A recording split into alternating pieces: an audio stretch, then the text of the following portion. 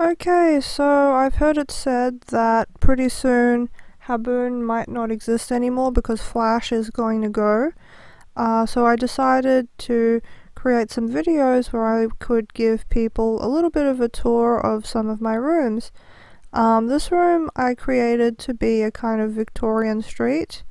Originally, it looked much more uniform with more of those blue buildings along it, but then I decided to move most of those to another room that I've been making and to replace them with some different buildings that I found in the Habboon catalogue.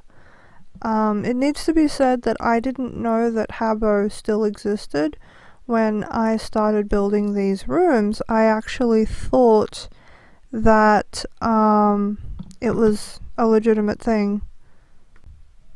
But I got a look at the Habbo website the other day, and it seems that they are planning contingencies so that they can continue their game even though things are changing. Oh, this room you're looking at now, this is the room that I made to be a kind of Tokyo room. In that it's not meant to actually be a specific street or something in Tokyo. It's more like I tried to depict how I felt about Tokyo itself. So you can see there's a mixture of different architectural styles. Because yeah, people tend to assume that Tokyo is all futuristic, but when I went there, I saw examples of so many different styles. And oh, down on this corner, I wanted to build a little sort of restaurant. I'm not sure what style of dining you might describe as being in the center there. Maybe hibachi? I'm not sure. But it's I thought it was just a fun little thing to include. But, because I'm not very familiar with building within Habboon, some of my rooms are a little funny. And you can see there the avatar actually had to walk through a wall pretty much to get there. But, I think it looks alright anyway. And, it still gives that distinct sense of what Tokyo really is, which is a vast variety of modernity and post-modernity and traditionalism all sort of mixed in together in a very curious and distinct sort of way that is, I think, quite boldly Tokyo.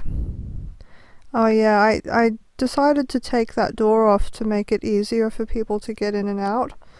That's the thing, on Habboon, all of your rooms are public by default unless you decide that they should be private. Oh, and that's another thing, once you set up a particular point to be able to stack, everything you try to put back will stack again. So even though I'm trying to put that door back where it was and to reset it as being open, essentially to do it, I would have to rebuild that entire stacked area there, which I did not want to have to do because it's just too fiddly. So I was like, okay, I'll just put it back in my inventory and not worry about it. That's another thing about Habboon though. As you can see, when you click on certain items, sometimes they will turn into different variants of themselves.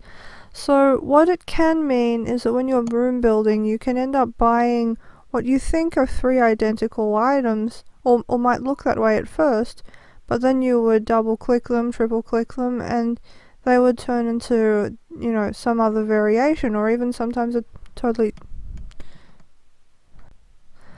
And I guess that's something that would turn out to be true in Habbo as well if you want to be a builder there. I'm going to try to wind up now because my footage is running out. I've actually been talking too long, but yeah, there you go. There's a recording of my Tokyo room.